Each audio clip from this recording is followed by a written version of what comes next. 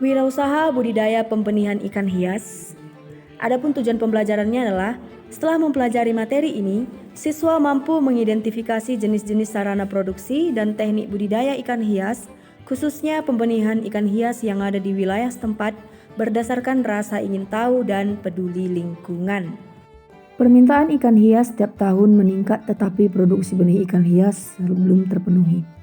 Pasar ekspor ikan hias di dunia sangat luas. Namun jika hanya mengandalkan tangkapan alam tidak mungkin memenuhi permintaan pasar. Apalagi perdagangan ikan hias tangkapan alam sudah dilarang. Indonesia memiliki 700 spesies ikan hias air laut dan 200 spesies diantaranya sudah diperdagangkan. Pangsa pasar ikan hias Indonesia secara global mencapai 20%. Dari jumlah itu, 95% masih ditangkap dari laut lepas dan hanya 5% yang dibudidayakan. Sedangkan jumlah spesies ikan hias air tawar Indonesia mencapai 450 spesies dari 1.100 spesies yang diperdagangkan secara global. Namun, baru sekitar 90 jenis yang dibudidayakan secara meluas di masyarakat.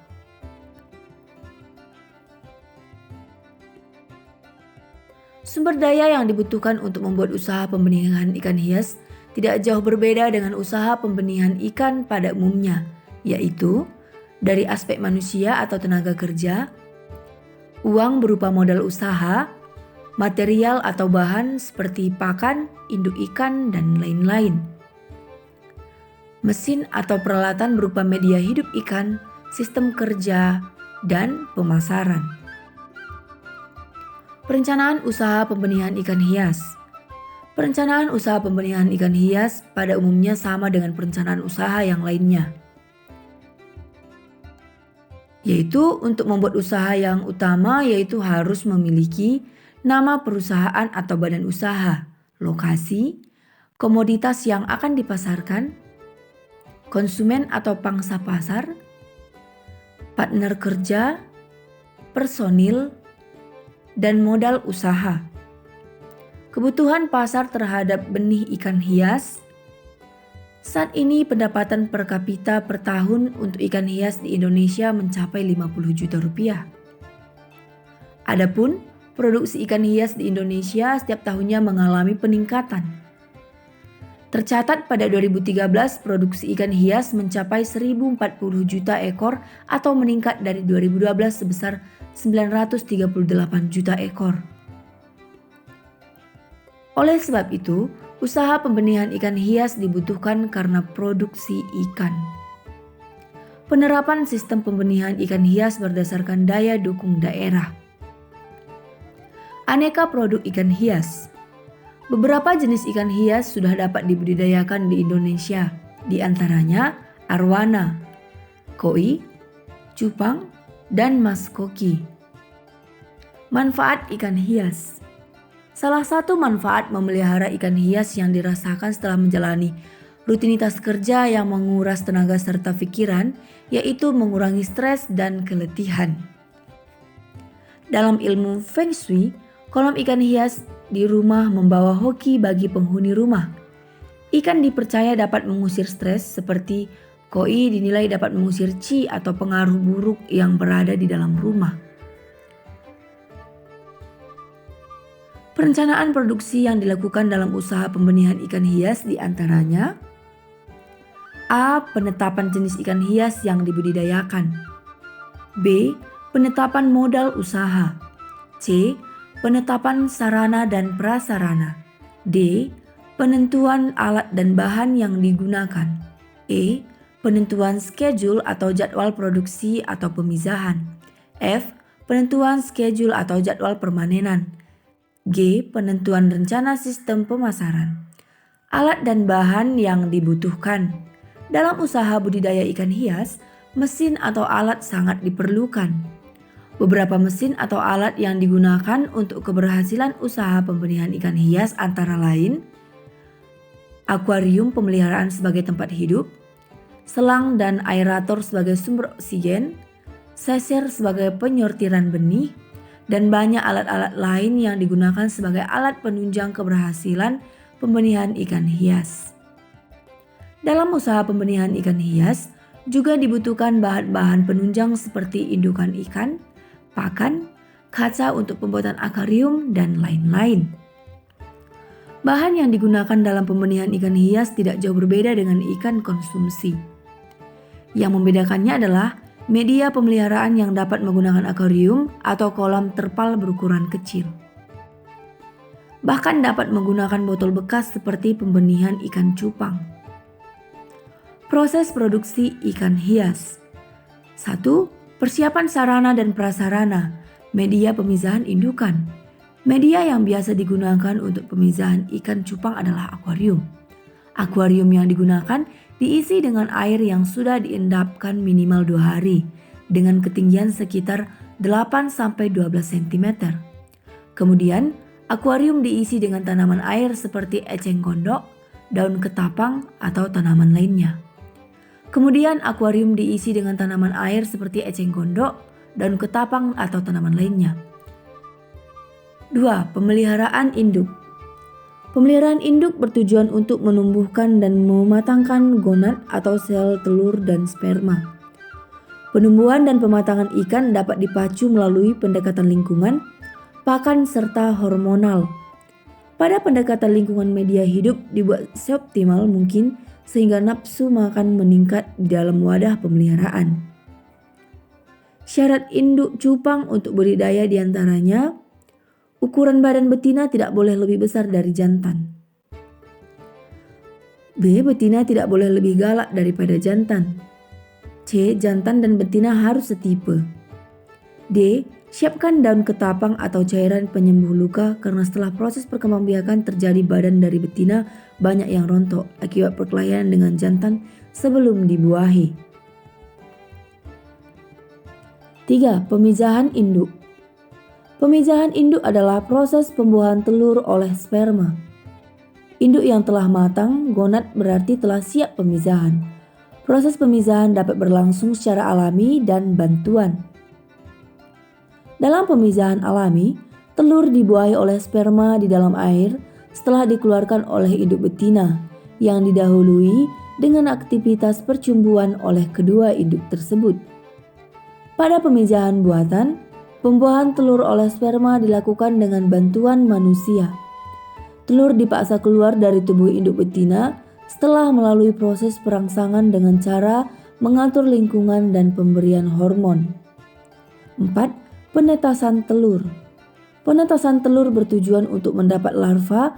Untuk itu telur hasil pemisahan diambil dari bak pemisahan kemudian diinkubasikan dalam media penetasan dalam wadah khusus atau wadah penetasan yang berbentuk bak, tangki, akuarium, kolam, atau ember besar. Telur ikan cupang yang berhasil divertilisasi biasanya akan menetas dalam waktu 36-48 jam.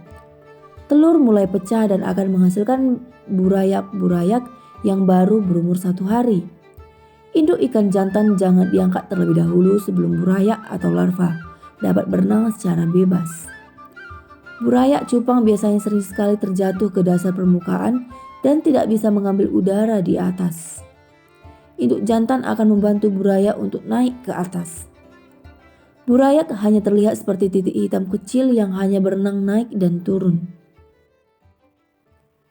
5. Pemeliharaan larva dan benih. Setelah lebih dari 3 hari menetas, biasanya benih cupang akan mencari makanan. Makanan yang paling baik untuk burayak cupang adalah kutu air, baby brain shrimp atau artemia atau microworm. Burayak sudah dapat berenang bebas dari hari ke-6, tetapi induk jantan tetap jangan diangkat hingga burayak berumur 3 hari. Setelah burayak berumur 3 hari, induk jantan baru dapat dipindahkan ke wadah lainnya. Hal ini ditujukan untuk mencegah induk jantan memakan burayaknya.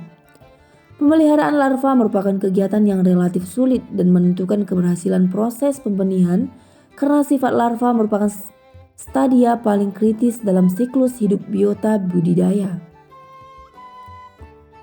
6. Pemeriksaan kualitas hasil produksi ikan hias. Perencanaan produk bukan hanya merencanakan dari produksi saja, tetapi juga proses-proses yang memungkinkan produk tersebut berkelanjutan, yakni A. Produk yang akan dihasilkan harus yang memungkinkan disenangi dan sesuai dengan selera konsumen. B. Persyaratan produk yang akan dihasilkan harus sesuai dengan mutu produk yang diinginkan konsumen. Pengendalian kualitas proses produksi merupakan usaha mempertahankan dan memperbaiki kualitas produk. Pengendalian kualitas bertujuan agar hasil atau produk sesuai dengan spesifikasi yang direncanakan atau memuaskan konsumen. Pengendalian kualitas dapat dilakukan melalui 3 tipe, yaitu menentukan standar kualitas produk, mengadakan tindakan koreksi, dan merencanakan perbaikan secara terus-menerus untuk menilai standar yang telah ditetapkan. Pengendalian kualitas pada dasarnya adalah suatu kegiatan terpadu antar bagian-bagian usaha dalam perusahaan, yaitu A. Bagian pemasaran, mengadakan penilaian-penilaian tingkat kualitas yang dikehendaki oleh para konsumen. B. Bagian perencanaan, merencanakan model produk sesuai dengan spesifikasi yang disampaikan oleh bagian pemasaran. C. Bagian pembelian bahan, memilih bahan sesuai dengan spesifikasi yang diminta oleh bagian perencanaan, bagian produksi. Memilih peralatan yang akan digunakan, melakukan proses produksi sesuai dengan spesifikasi yang ditentukan. Pengemasan produk ikan hias. Berikut merupakan cara pengemasan dan pengangkutan ikan hias. A. Diberokkan. Pemberokan adalah suatu perlakuan untuk mengistirahatkan ikan setelah mendapat penanganan tertentu di tempat pemeliharaan agar ikan kondisinya lebih baik dan tidak stres selama di perjalanan atau minimum bisa dikurangi. Pemberokan dilakukan dalam air bersih yang sudah disterilkan selama 2-3 hari.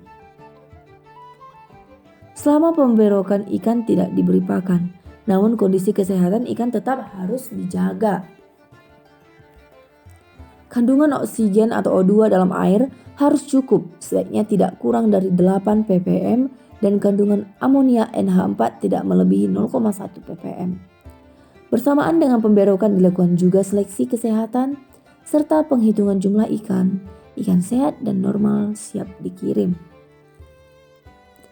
2. Disesuaikan dengan daya tampung. Alat tempat pengiriman atau pengemasan ikan hias hidup biasanya menggunakan kantong plastik.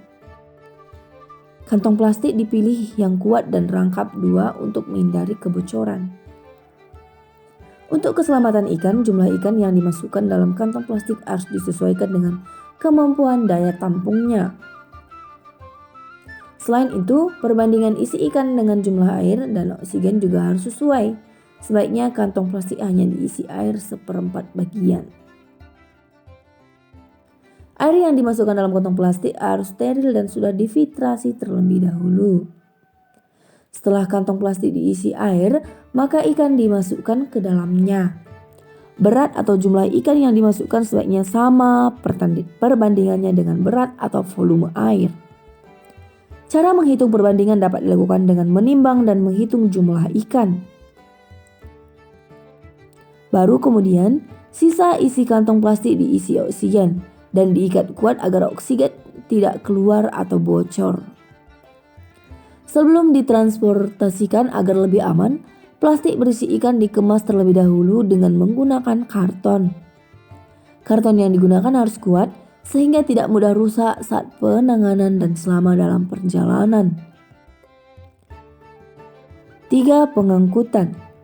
Dalam pengangkutannya selain keselamatan, tepat waktu perlu juga diperhatikan.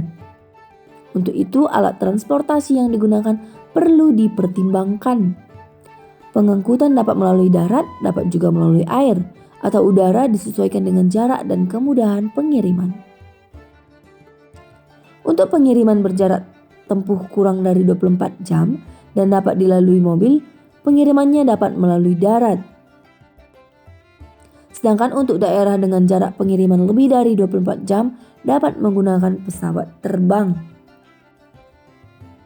Namun, apabila daerah pengiriman tidak mungkin melalui darat dan udara, maka pengirimannya bisa melalui air menggunakan kapal. Selain alat transportasi, lamanya perjalanan juga harus diketahui secara tepat. Jika hal ini tidak diketahui secara tepat, maka sulit memperkirakan perbandingan jumlah oksigen yang harus diberikan, akibatnya juga membahayakan keselamatan ikan yang dikirim. Demikianlah materi kita pada hari ini. Tetap semangat dan jangan lupa kerjakan tugasmu yang akan Ibu kirim melalui Classroom. Tetap semangat. Salam SFD, semangat fraternitas Dina.